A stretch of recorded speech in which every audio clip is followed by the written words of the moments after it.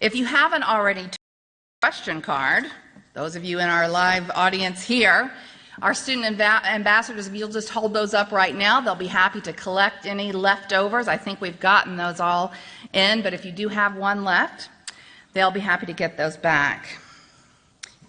You can also submit questions for Mr. Trump via email at candidateforum@regent.edu. We'd like to thank and recognize the Christian Broadcasting Network, CBN News, for producing and live streaming the event today, as well as our presenting sponsor, the American Center for Law and Justice, the ACLJ. It is now my pleasure to introduce the Regent University Singers performing an a cappella rendition of the Star-Spangled Banner. When we reach the national anthem, I would ask that you all stand.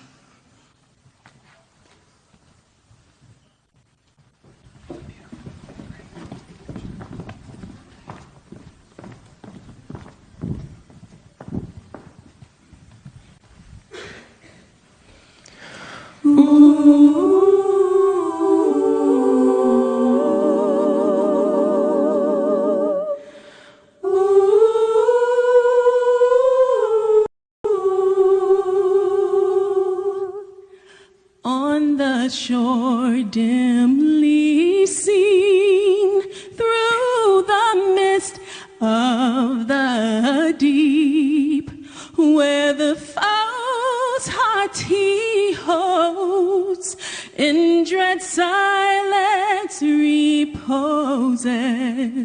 What is that in the breeze or the towering steep, as it fitfully blows, half conceals, half discloses?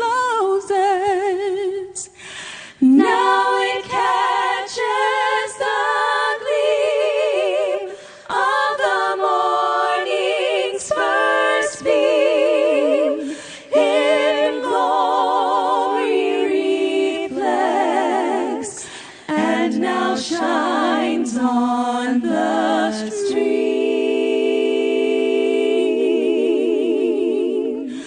'Tis the Star-Spangled Banner, oh, long may it wave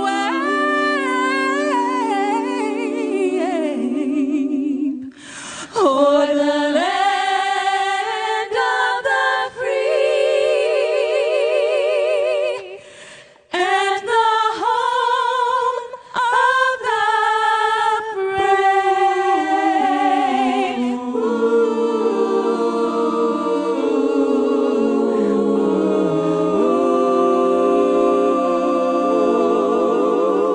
And thus be it e'er, when free men shall stand between their loved home and the war's desolation, blessed with victory and peace, may the heaven-rescued land praise the power that hath made and preserved us a nation.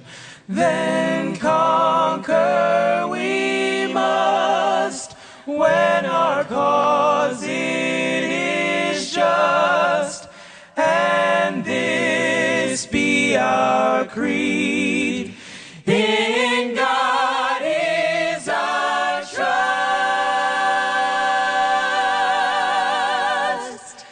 and the Star-Spangled Banner in triumph shall wave o'er the land of the free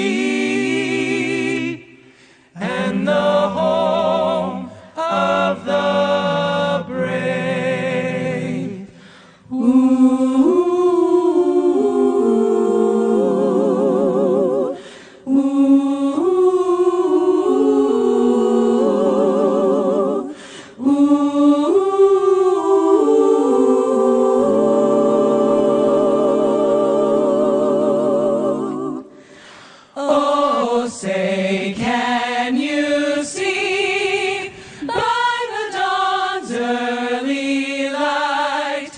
what so proudly we hailed at the twilight's last gleam, and bright stars through the perilous fight, o'er the ramparts we watched were so gallantly streaming, and the rockets' red glare, the bombs bursting in air, gave proof through the night that our flag was still there.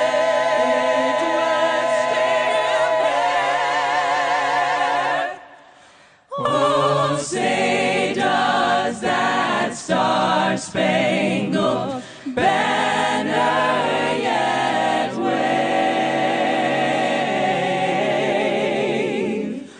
o'er the land of the free and the home of the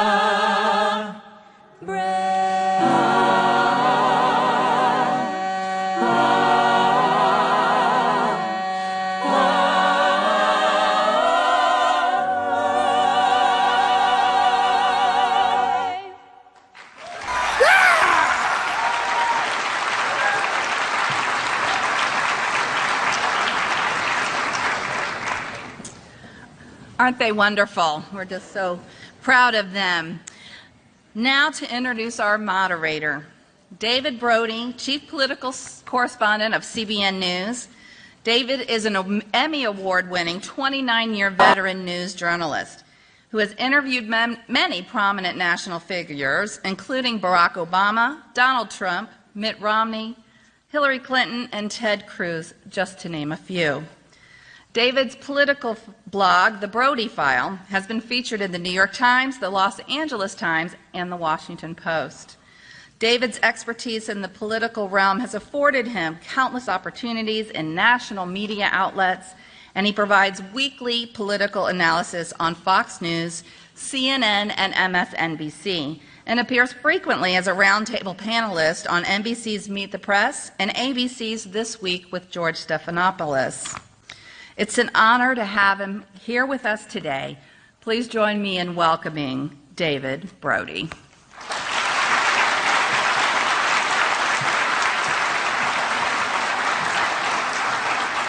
Well, hello. Are we ready? Are we ready for this? Yeah, you're like, please get to it already. Get to it already. All right, so here's what's going to happen. Basically, I'm going to begin. There's a video that we're going to play. Don't worry, it's just a few minutes, not even. And then Donald J. Trump will come out here and speak. Following the address, after that, Dr. Pat Robertson will be out here with Donald Trump in those two wonderful chairs. Those are nice chairs. And then I'm going to return to the stage for some Q&A. And by the way, the questions I'm going to be asking were submitted by the audience and also selected by a panel of distinguished professors. Here are the panel members. Let me read you. I got to put on my glasses. I'm 50. So here we go. Dr. Joshua McMullen, Chair of General Education for the College of Arts and Sciences. Paul Bonicelli, Professor of the School of Government. And the Honorable Patricia L. West, Associate Dean, School of Law. All right, and finally, I'm going to conclude the program. We'll do a brief wrap-up, and stay, by the way, because we have a live audience poll that we've done during this event, and you want to see the results of that.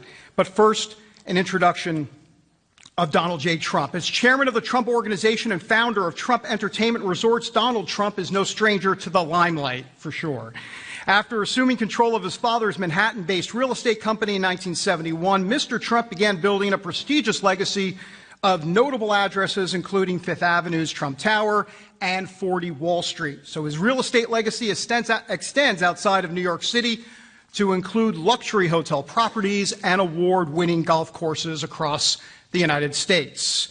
Mr. Trump is an Emmy-nominated star and co-producer of the reality television series The Apprentice, which, by the way, as he'll be quick to point out, made ratings history during its 14 seasons, remarkably raising over $15 million for charity.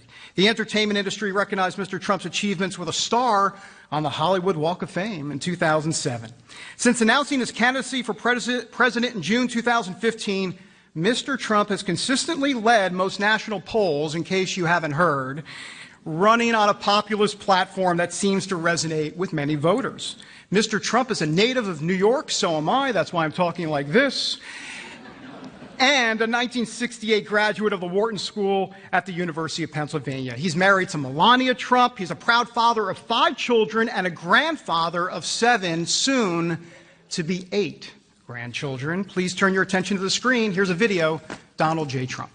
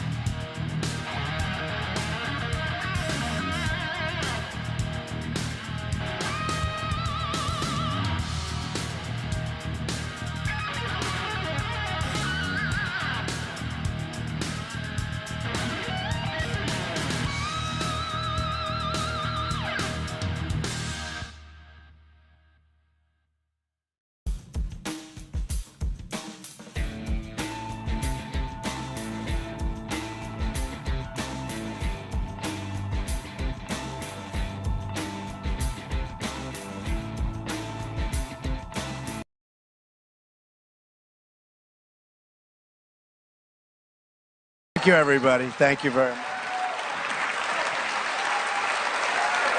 Thank you very much. So nice. Thank you very much. Please sit down. So we had a very exciting evening last night, and I went all around. You know the word caucus, it's a little complicated because you don't know how it's going to work out. And they say it's hard to poll, but we polled fine, and we really won big last night. So we ended up getting 46% of the vote. And, you know, during the day I was walking, I saw all these people, and they're all saying, Donald, we love you, Donald, we love you. But you never know what's going to happen. And as soon as we turned on the television last night, when the results started coming in, it was obvious from the beginning. So we had a really extraordinary night. And one of the things that made me so happy is as you saw, we totally won with evangelicals. I mean, we were big league with evangelicals, and it was such a good thing. And we've worked very hard. You know, I'm Presbyterian, I'm Protestant, and there really is, and I was going to talk to Pat later on, who's a great gentleman, by the way. Over the years I've met him, I've watched him. The job he's done over here is incredible, and I just have to tell you, it's an honor to be with Pat, and I look forward to having him grill me. He'll probably be grilling me. But he's a great man and a great guy, and I've known him really. The last time I was with him was about 4 years ago. I was getting an award, the Boone Pickens Award for Entrepreneurship, and Pat was there, and I got to know him a little bit, and it was really great. So I think the reason we've been doing well and doing quite well in the polls and leading by a lot with almost everybody is that I talk about what we have to do for our country, and our country's in deep trouble. We owe $19 trillion. Most people don't even know what $1 trillion is. You know, how many hundreds of millions is in $1 trillion? It's such a number. You know, it's a name that 10 years ago you'd never even heard the word trillion. But we owe $19 trillion. A very bad budget was passed just about 4 weeks ago that's going to add at least $2 trillion to it. So we'll be up essentially to $21 trillion. And, you know, at a certain point, it's really the point of no return. And you really have to have somebody that knows what he or she is doing. And I do know what I'm doing. When it comes to business, I know what I'm doing. It's been an amazing period of time for me. It's been great. In fact, my 2 sons are backstage. Maybe I'm allowed to bring them up because I'm very proud of my boys. So maybe I'll bring them. Maybe I'll bring them on.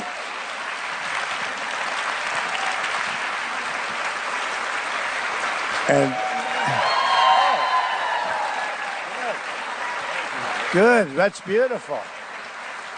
This is Don and this is Eric, and they were with me for the last week, and they go around making speeches, and this way I'll send them. They do a better job than me anyway, so I go into the room and I watch television, you know, and they say, the Trumps are making speeches. Say hello, Don. Well, thank you very much. It's great to be here. It's nice to be able to be a proxy for him because we know what he feels about this country. We know the values that he's instilled in us growing up. Education, family, work ethic, all of these things that are often lost on children of similar fortune. You don't read about many children that came from the kind of wealth that we were able to brought up with in the way that you perhaps read about us. And I won't talk about myself that way, but I'll talk about my brother and sister that way. So those are all things that he doesn't get credit for. Those are the things that you don't see. Those are the things you don't see when he's a father, when he's now a grandfather to my 5 children.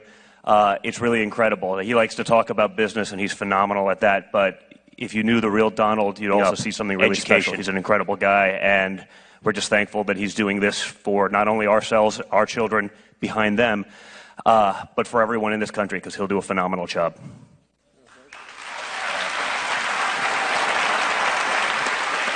You know, to reiterate what Don really said, he has been our best friend. He's been our mentor. He's just the absolute greatest. We've worked across the table with him for the last 10 years, building hotels and golf courses and everything all over the world. And everything he touches turns to gold. I say that all the time, but everything he touches turns to gold. And that's the touch that this country needs. It really is. And there will be no better commander-in-chief. I said a long time ago. I said it 3-4 months ago that we're going to win this thing. And I really think we are, and he will be such a great president. So we're proud of you, Pops. We love you to death, and we'll give it back to you. Thank you, sweetheart. Thank you, honey. Thank you. Thank you, sweetie.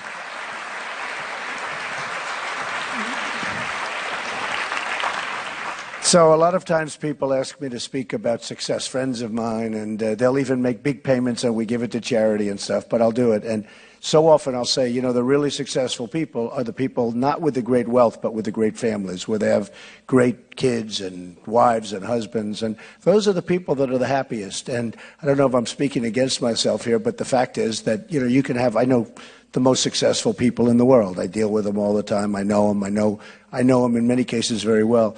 These are not the happiest people, generally. A couple are happy, not too many. Because, no matter how successful, they all want more, more, more. It's never satisfied. And I guess I get a little bit guilty of that also. But the fact is that the happiest people I know are the people with great families that love their families and when their families love them. So it's something I talk about during success seminars. And a lot of times the people running the seminar don't want to hear that. That's not exactly what they want to hear. But I have to be truthful. So, and there's a good example. I have 2 really great boys. I have 5 children altogether. And they've been fantastic. You know Ivanka, most of you know Ivanka, who's going to have a baby in about a week. We've been waiting. We thought Iowa, we thought New Hampshire, right? We thought South Carolina. We thought Vegas would be an interesting place to have a baby. A much different deal. But she probably, during the next week or 2, she'll have a baby, and she's been spectacular. Then I have Tiffany and I have Barron. and they're all very good kids. So hopefully they'll stay that way. Where's wood? I think I should knock on wood. I'll have to find some later. Wait. Is anybody superstitious? Oh, that's real wood too. That's not the that's the real deal. So anyway, no, they're good kids and it's really great. What we have to do, and I think the reason we're resonating is we have to straighten out our trade deals. They're horrible. With China, we lose in trade $500 billion a year. What kind of a deal is that? With Japan, we lose hundreds of billions of dollars. It's much smaller than China, but hundreds. We owe Japan $1.6 trillion. We owe China $1.7 trillion. It's sort of an amazing thing, right? They take our money, and then we owe them money. They take our jobs, we owe them money. They take our factories. You have no idea how many are closing up and have closed up. And I have great relationships with China. I have great relationships with Japan. I have great relationships with Mexico. But Mexico is killing us at the border, and they're killing us in trade. You know, you read the other day where Carrier's moving into Mexico. Did anybody read that story? I thought it was very sad. Carrier, they make air conditioners, and they're moving in. And they released 1,400 people, and I guess somebody had a cell phone going, which I'm sure Carrier was not thrilled with because it went all over the world.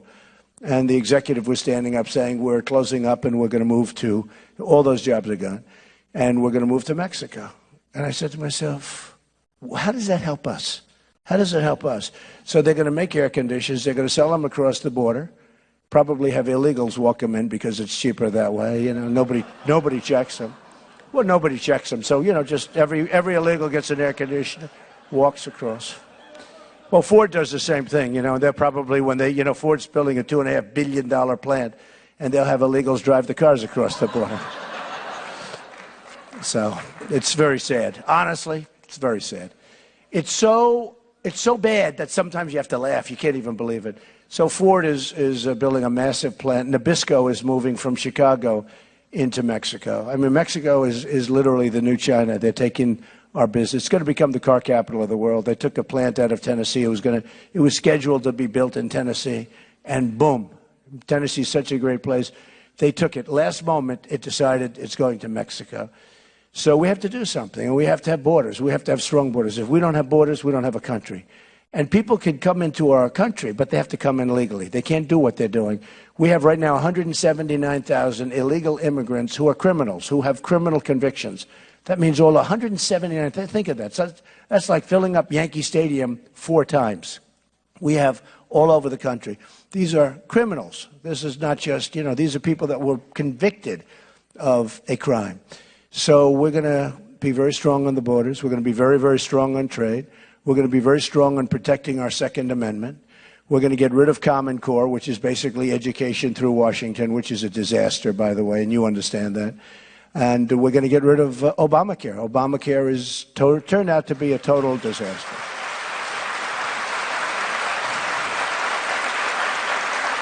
And it's really hurting our country. It's really hurting our country because you have so many part-time jobs right now because people don't want to register under Obamacare, and you have part-time. Everyone has part-time jobs. I mean, you look at these people; they never had a part-time job in their life, and now all of a sudden, companies are putting them on part-time, and now they have to go get a second job.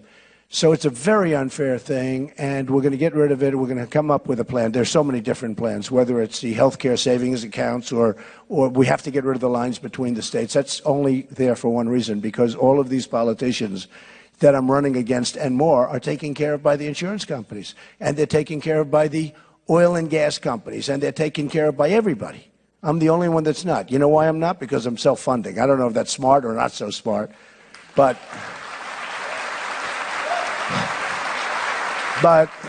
as a big contributor, I've been over the years a very big contributor. I understand. I mean, I understand what it takes. We have a situation right now with drugs. We don't bid out drugs. Can you believe it? The United States is the largest drug buyer in the world. Drugs to make you better, pharmaceuticals. And we don't bid it out. And a friend of mine who's a doctor, great guy, came up to me and said, Donald, why don't we? I don't understand it. Well, once I found out what he was talking about, because it's not my world, I knew exactly why. Because the pharmaceutical industry takes care of all the senators and all the congressmen. They have a very strong lobby. And they don't want to bid out drugs. If you bid them out, we'll save $300 billion. $300 billion. And we don't even do it. We're going to do it. Because what happens, if I'm there, They'll be calling, Donald, you can't do that. You can't do it. Trust me, I can do it. They can't do it because they've been given millions of dollars. You don't know how corrupt it is. And I guess it's called legal corruption, but you don't know how corrupt it is. And whether it's timber industries, anything, I'll do the right thing. By the way, I'm going to be great for industries too, but I'll do the right thing. But we have to straighten our country out. One of the other things bigger than that is military. I mean, for years we've been seeing the military, and I've been reading about it for years, where they order a plane that they don't want, or they order missiles that they don't want, they want a different one. Because the company making that missile has more political influence, so they're ordering things that even the generals don't want, and they're ordering too much equipment, and they're ordering the wrong equipment. Those days are over. And we're going to make our military bigger, better, stronger than ever before. We need it more than ever. It's the cheapest thing we can do, by the way, and nobody's going to mess with us. I don't want to use it. Nobody's going to mess with us. Remember, I'm the one. I didn't want to go into Iraq. It was one of the worst decisions ever made. We lost $2 trillion, thousands and thousands of lives. Thousands of lives. We have wounded warriors who I love all over the place. And what happens? Iran is now taking over Iraq. When you think of how Iran is doing lately, right? Between the Iran deal, we give them $150 billion. We got nothing for it. We should have gotten our prisoners back long before we started negotiating. And all you do is say, listen, we're not negotiating until we get our prisoners back. We can't. And they'll say no, and you leave the room. They didn't leave the room. They never left. They just stood there. Kerry, this is the worst negotiator I think I've ever seen. He never left the room.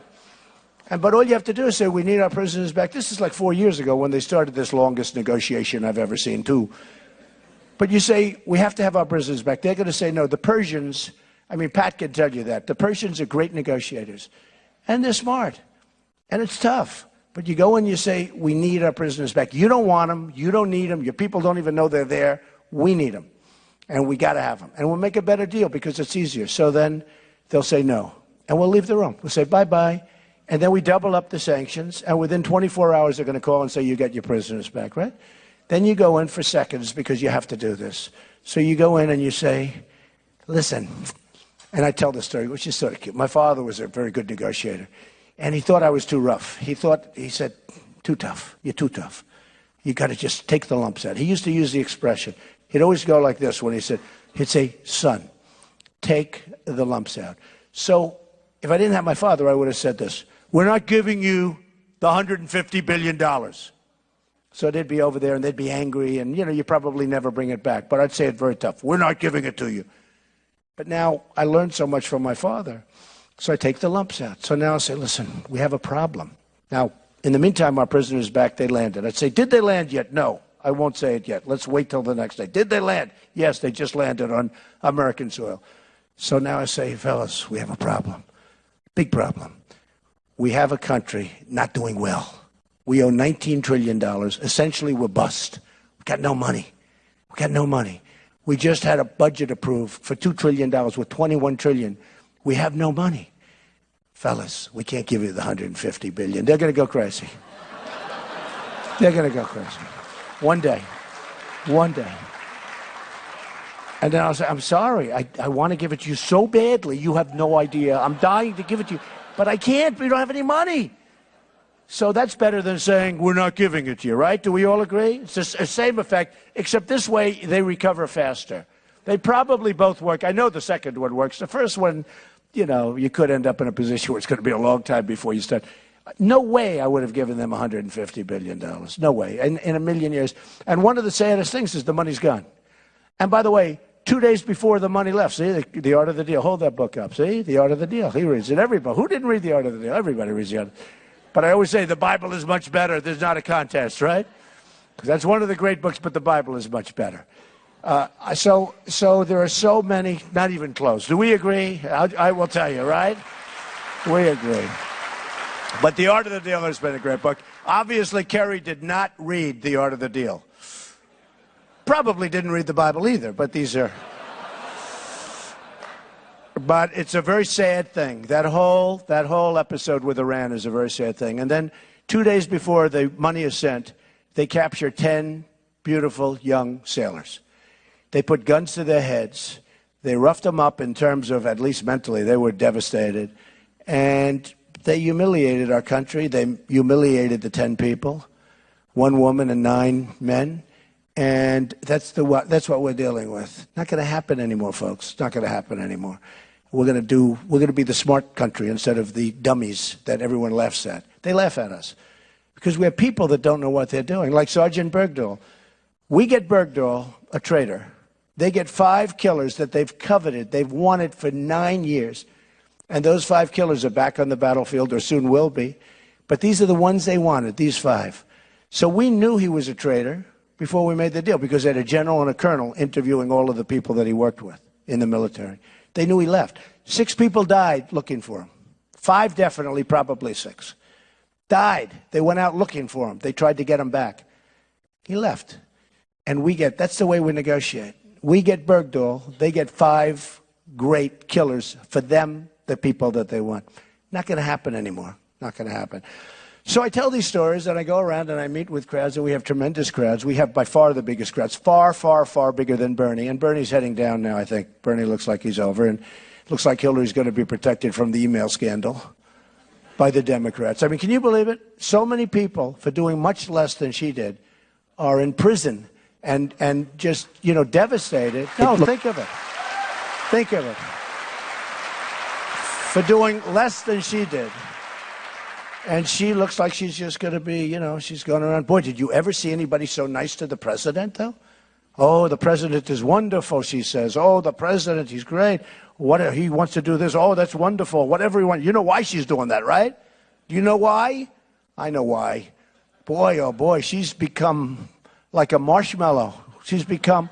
Everything he does, oh, it's wonderful. Whatever he wants to do, it's wonderful. The president, man, I tell you, couldn't be. Her life cannot be so easy. But what she's done is so wrong, and it's so unfair. And it looks like she'll be the nominee, and it looks like nothing will happen. But it'll be something that'll be discussed, I promise you. It will be discussed often, often, often.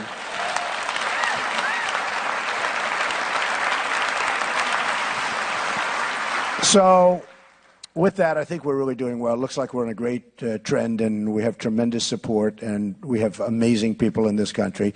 And one of the most amazing people in the whole country is our great friend, Pat. Will you come out here, Pat? Look at him. One of the great people. Yes, sir. Thank you, brother. Thank you, brother. Wonderful. Thank you. Man, it's good to have you here with us. Thank you. It's great to be here. You inspire us all. It's great to be here. Good morning to be here. Supposing I lost, I probably would have called Pat. I don't know if I want to be there today, right? No, we had a great evening. A great evening. Let me ask you, you're working on a project in Washington on Pennsylvania Avenue, right. The old post office building. Everybody wanted it, but you got it. The art of the deal. What did you do? Well, it's a great building. It's the old post office, built in the 1880s. It's an amazing building with walls that are 5 and 6 feet thick of solid granite. You know, they don't build them that way anymore. Yeah. Today they use plastic, right? And this is an amazing building, one of the most beautiful buildings in Washington. And for years it was the post office. And I always say to people, if you can get the post office in a city, you always get the best location because they're always there first, right? And this is the one for Washington. So they put it out to bid. And it was one of the most hotly contested projects ever in the history of the GSA, government services, where they sort of the landlord for United States real estate, big landlord. And they chose us. And it's a great honor because we were chosen in the Obama administration, which is sort of amazing because a lot of people thought we wouldn't be able to get it.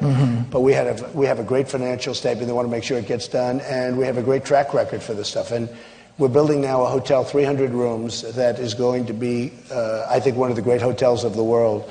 We're a year and a half ahead of schedule, even more than that, but we're a year and a half ahead of schedule, which is a little unusual when you're talking about governments because they're never even close. But we're 1.5 years and we're under budget, and it'll open in September of this year. And they're supposed to open up in September in 2 years from now. And I thought I could do something. You know, we really have a great team. Eric and Donna working on it, and Ivanka is really in charge of that one. And she's done an amazing job. And it's going to be one of the most beautiful hotels. I think it'll be one of the great hotels of the world. Now, let's assume that you run the table and that you, about a year from now, that you've got your hand on the Bible and you're swearing an oath before the Chief Justice of the United States. And then you're president. At that point, you're it. Okay. There's a little office underneath the Capitol where you could go to, and by the stroke of the pen, you could cancel a great many of the executive orders of your predecessor. You don't need Congress. Executive order, you can do it. What would you do?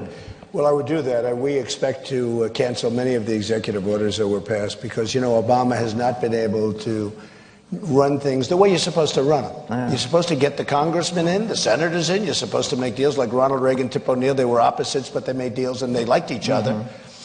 I will say this, Pat. I've been involved in politics for a long time, all my life. I've gotten tremendous zoning changes. I deal in politics in other countries because we're building all over the world, and we have jobs going up all over the world, a lot of jobs. But I have never seen division like you have now. It used to be you'd go to a restaurant in Washington, you'd see a Republican having dinner with a Democrat and they're best friends. That's right. You don't see that anymore. There's hatred. The country is so divided, whether it's African American, white, congressman, Democrat, Republican. I mean, it's just like we have a whole divided country. I've never seen anything like it.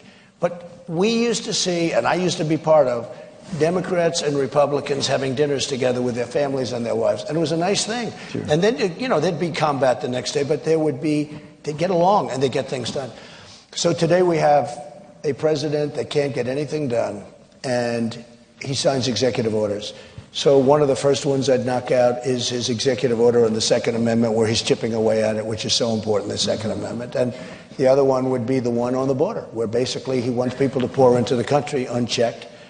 And the courts have been, following that one. And amazingly, we had a couple of pretty good decisions so far, but it's still out there. So I'd save the legal fees, frankly. I'd get rid of it. I'd knock it out very fast. But because we do have to, and I know you believe in this, you have to have strong borders. If we don't have strong borders, you saw the Pope came out against me a little bit, but that was before he was very nice because the next day he issued a statement. Well, he realized he had a pretty big wall around the Vatican, and so he changed.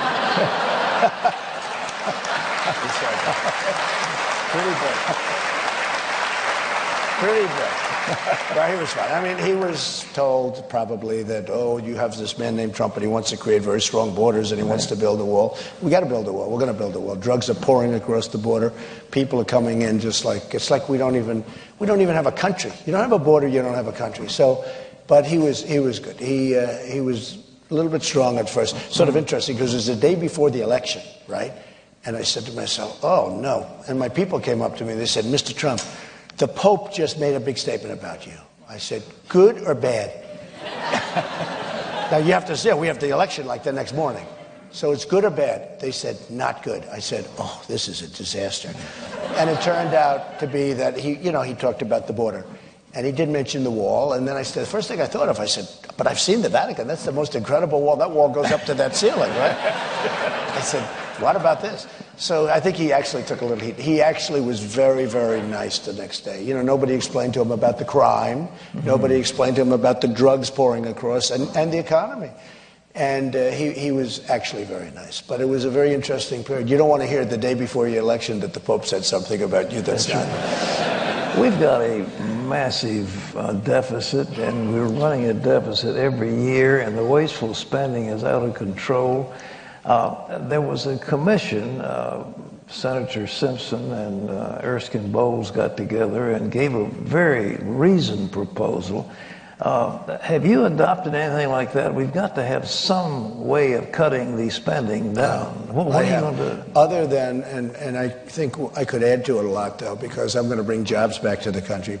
Our country has been stripped. We've rebuilt China. And again, I like China. I think China is wonderful. I'm not angry at China. I'm angry at our representatives, our people, our president for doing such bad deals. And not just Obama. This goes back. This isn't just now. But Obama's been horrible, and others have been also. And so I'm not upset with China. I have them as tenants in my bank. I had the biggest bank in the world as a tenant in one of my buildings in Manhattan. I sell millions and millions of dollars worth of condominiums to the Chinese. So I can't be angry at them. Same thing with Mexico. I mean, I have great relationships with Mexico. Problem is, in both cases, but really in all cases, all countries, every country is killing us because we have people that are political hacks that are negotiating trade deals. They know nothing about it. And they have the smartest, sharpest people that they pick out when they're practically 3 years old. You understand that? Yeah. They go up this pyramid chain and they pick them out very early.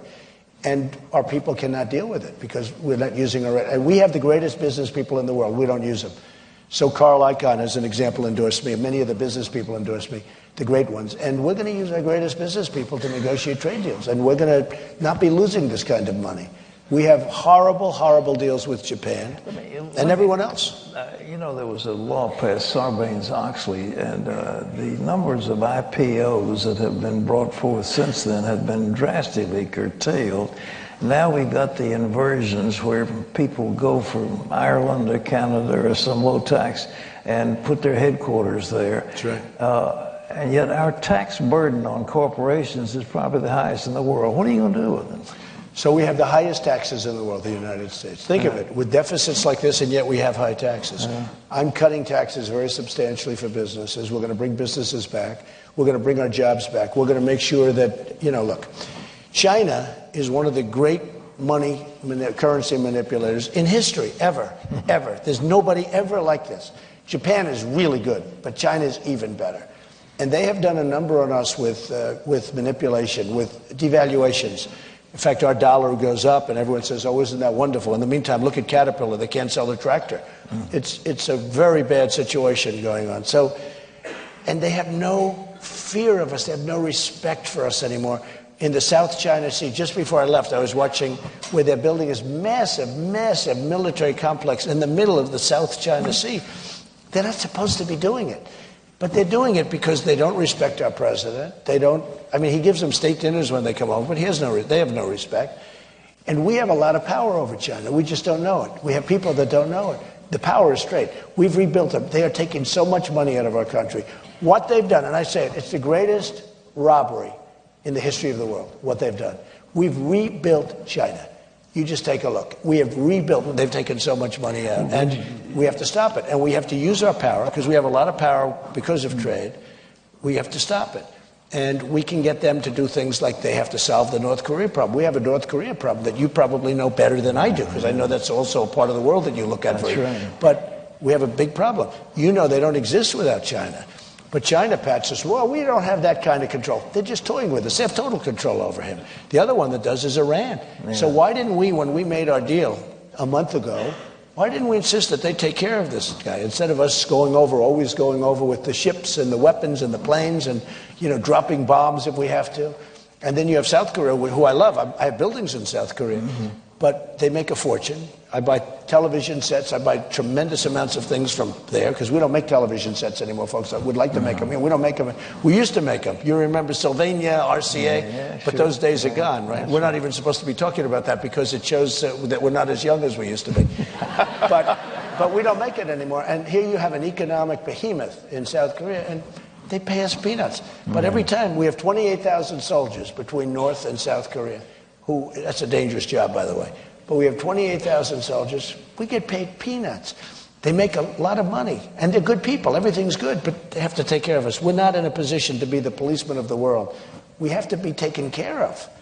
And so there are a lot of things we can do when we're president. What are we going to do to North? How would you specifically go after the North? I mean, they claim they've got a thermonuclear weapon. You think that's true? Well, I would start with China. Because China has absolute power. The stuff comes through China. I would have done Iran, but I don't think you're going to get anywhere with Iran now because they're a hostile nation. They took our money. They spent the money. They bought 118 Airbus planes instead of Boeings. Okay, in other words, the money goes to Europe. They bought a lot of things in Italy. They bought a lot of things all over Europe. And they bought missiles, which I didn't know they had the right to buy. They bought a lot of missiles from Russia. They gave us nothing. We gave them 150 billion. Out of the 150 billion, they've spent a lot of it. Nothing goes to the United States. I would have been very strong in the negotiation that Iran has to push them, and I would now be very strong on China.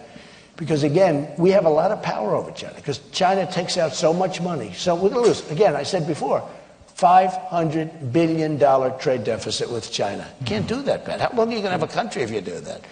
So I hate to tell you, folks, you need somebody like me. I'm good at this stuff. do you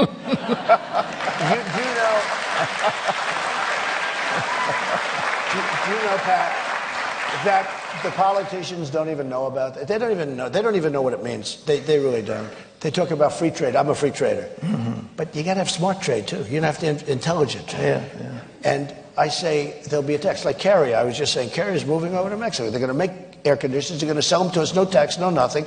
So we lose 1,400 jobs. They move to Mexico. They build a plant. They employ Mexican people, which is fine. They make air conditioners. They sell them. I would tell them, here's the story, folks. And this is the only thing you can do to stop it. I mean, in all fairness. Here's the story. You're going to make air conditioners. We wish you a lot of luck. I hope you build a nice plant. Enjoy yourselves. But every time you put an air conditioner into this country, you send an air conditioner, you're going to have a 35% tax. They're not going to move. They're not moving because you have to do it. That's called... Now, Pat, there are people that would say, oh, you're not a conservative. Well, I'm the most conservative guy in many ways, but you have to be smart. Otherwise, everyone's going to move. We're not going to have anybody left. You know the kind of thousands and thousands of factories have closed in our country. And Pat said it before, corporate inversion. You have people that can't get money back in that they have. And they're actually moving companies, not only because the taxes are too high, but they're moving companies out of the United States, like Pfizer. Not true. Pfizer's a great company. They're moving out thousands of jobs. They're moving to get money because there's $2.5 trillion outside of the United States. They can't get it in, and yet the Democrats and the Republicans agree, bring it in. So all you have to do if you're Obama is sit down with both. Within 10 minutes, you'd make a deal. There's a case where everyone agrees and they can't make a deal. Why hasn't he done it? I could tell you the story, but I don't know. I mean, I like that example because, so there's $2.5 trillion. I think it could be $5 trillion. Could be more than that. But, the government says 2.5, but they don't know. They have no idea.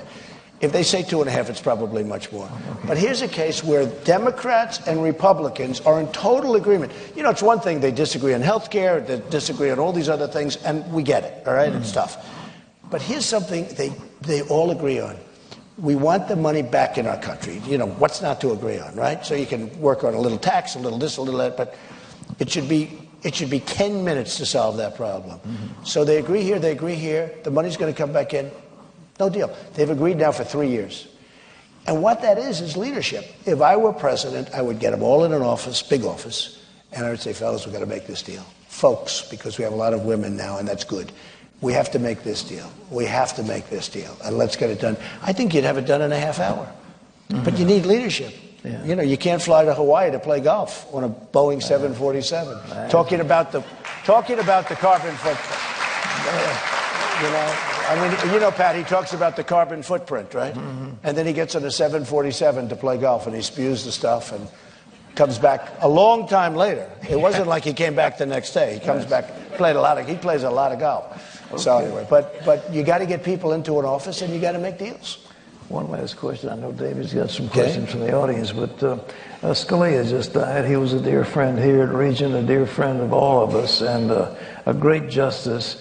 The court was in a conservative mode, 5-4, on a lot of votes anyhow.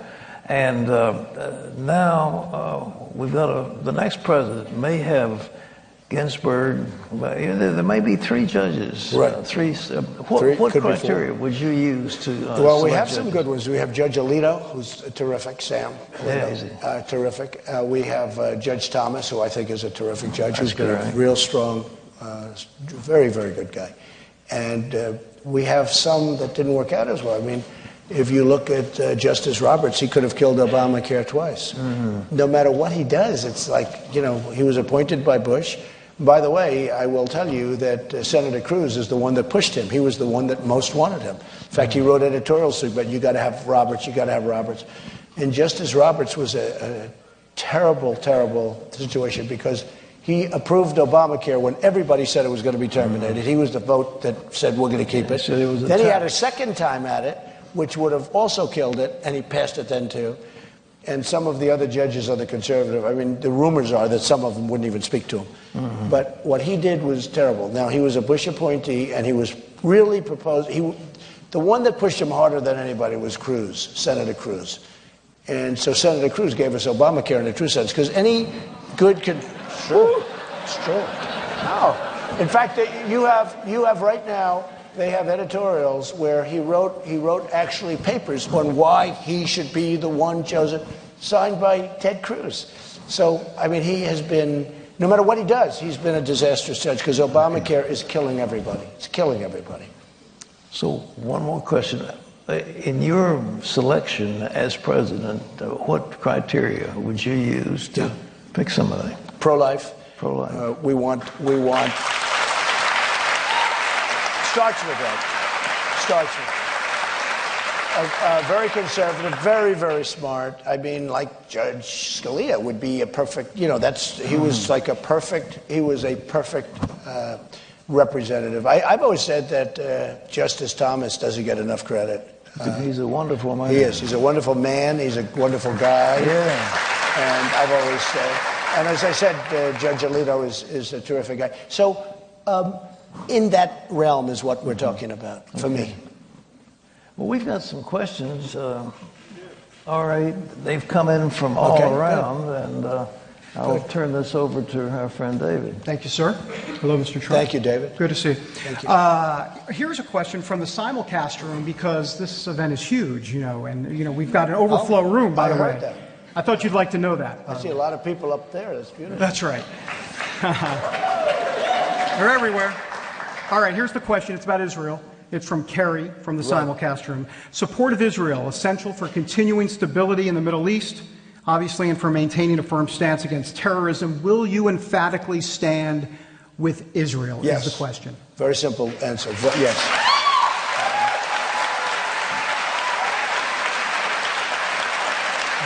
They've been our most reliable ally, especially in the Middle East. And you look at what's happened with Israel. They were so against this horrible Iran deal. They were so against it. And I tell you what, Obama was the worst thing that's ever happened to Israel. You can look at it as he's not a good president and he's not doing a good job. And you look at Bibi Netanyahu, you look at what he has gone through. I mean, you could just see the level of exasperation on that man's face, how they just, the most basic things, they weren't winning anything. Why did we make a deal like this with these people? And they look at us like they have no respect for us whatsoever. They can't believe themselves that they were able to get this deal. I don't get it. I mean, I don't get it. There are a lot of theories out there, but I don't get it. This will be studied and studied for a long time. And this will prove to be a very bad deal. This will lead to nuclear proliferation 100%. Sure. And all the money we gave, everything we gave, even the keeping of the hostages, and ultimately they released the hostages for $150 billion they released. So it really looks like ransom. The other way, it wouldn't have been ransom. The way I said it, and it would have been back 4 years earlier. No, I'm with Israel 100%. All right. Next question.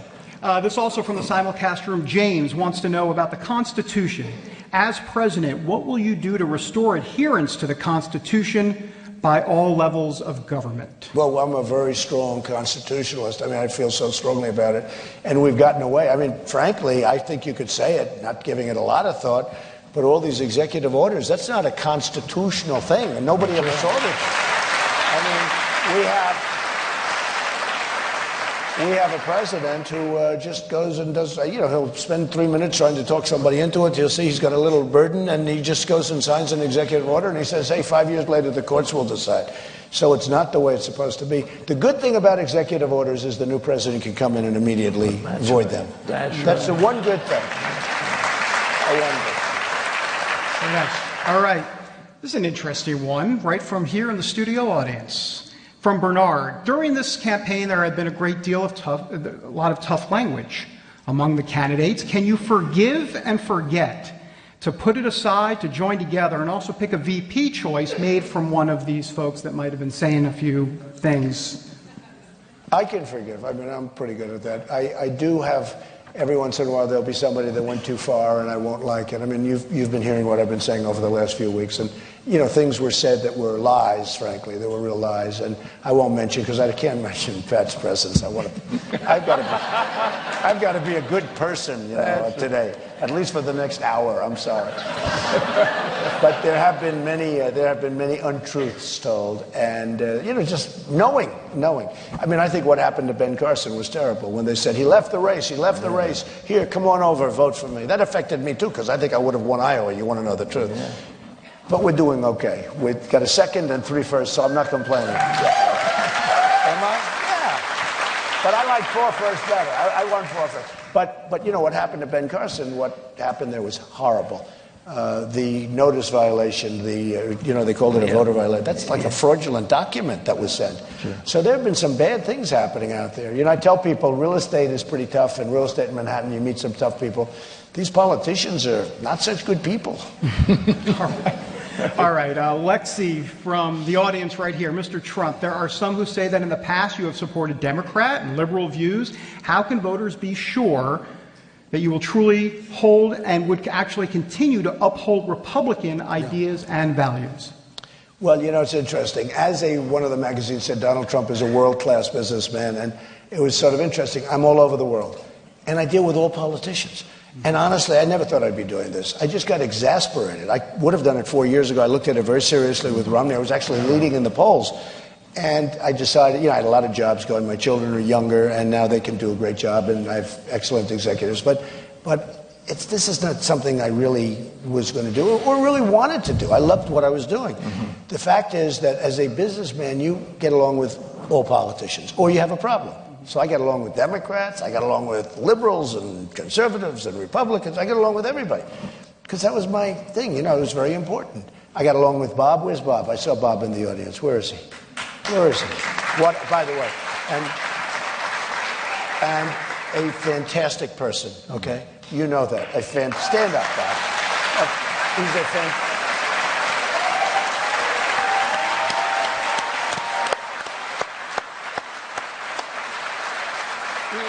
He was a fantastic person. But I got along with everybody. And that was important. And I tell people, and people would forgive me for that. They'd say, well, it's true. But as a businessman, you want to get along with Democrats, Republicans, everyone. And I think for the most part, that's been used on me, and I understand it. But once I explain it, most people understand.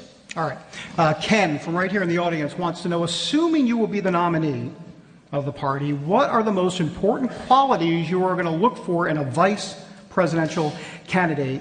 And feel free to name some names. That was my part. Actually, there are some names that I've gotten to respect that are, that have been on. We started off with 17. We're now down to 5. Mm-hmm. And, some of the people that I've dealt with, I do have a lot of respect for, and I like. Look, the main quality that you want is somebody that can be a great president. If something happens to you, that's got to be, don't you think? That's got to be number one. Right. Exactly right. And then I would want somebody that could help me with government. So most likely that would be a political person because, I'm business and I'm very good at what I do and all of that. And I'm also very, very political. You've seen me, when you can get zoning on the west side of Manhattan to build almost 6,000 units of housing, and you have to go through New York City politics. Believe me, that's as tough. I don't say Israel-Palestine, but it's about as tough a deal. It's about as tough a deal. I view that as the single toughest deal. Anybody can make that deal, and we're going to give it a shot, okay? We're going to give it a shot. But a lot of good people have gone down trying to give that one a shot. But the most important thing is you have to have somebody that can be a great president. But after that, you want somebody that can help you with legislation, getting it through, et cetera, et cetera. So I would say and it's too early, I'm not thinking about it a lot, I'm thinking about getting the ball over the line and, get this thing done. And it's a very interesting thing because some people know how to do that, some people don't. But I do want somebody that's political because I want to get lots of great legislation that we all want passed. It's just sitting there for years and years and years. We have things sitting there that would be so good, including proper health care and other things. So we're gonna probably choose somebody that's somewhat political. Okay. All right. Well, I'll please, David. I'm gonna stop now. I thought he's had a busy day, and you win Nevada and come to Virginia. I mean, it's a big deal. Hillary, if you were president, would you instruct the Attorney General to indict her for what she's done in relation to the emails? Well, it's an amazing question because, there's a 6-year statute of limitations. Might be 5, but probably 6. And the answer is I would instruct them to take a look at it, because it's not really our call to say indict. Yeah. But certainly you would have to take a look at it because you look at General Petraeus, he suffered greatly. They gave him 2 years suspended and lots of things. Right. They wanted to take his rank away from him. I fought that very hard. I said, this man suffered enough. Why don't you focus on beating ISIS instead of leave General Petraeus alone? Just leave him alone. And I think it helped him, but they wanted to cut his rank way down and a lot of other things they wanted to do to him. But, he suffered greatly over this. And what he did is nothing compared to what she did. So I would instruct my Attorney General, please look at it, and if there's something there seems to be a lot there because, every day we see people and we read about people that are experts in the field, and how often do you see somebody saying she did nothing wrong? Yeah. They're all saying she did something very wrong. That's right. But they're protecting her because she's the #1 runner, and she's saying how wonderful Obama is. Did you ever see anything like it? Every single thing that he wants to do, she's saying great. So she's doing it for that reason, believe me, folks. Well, Donald, I want to thank you. I think the audience really appreciates and loves you. They've appreciated you being here.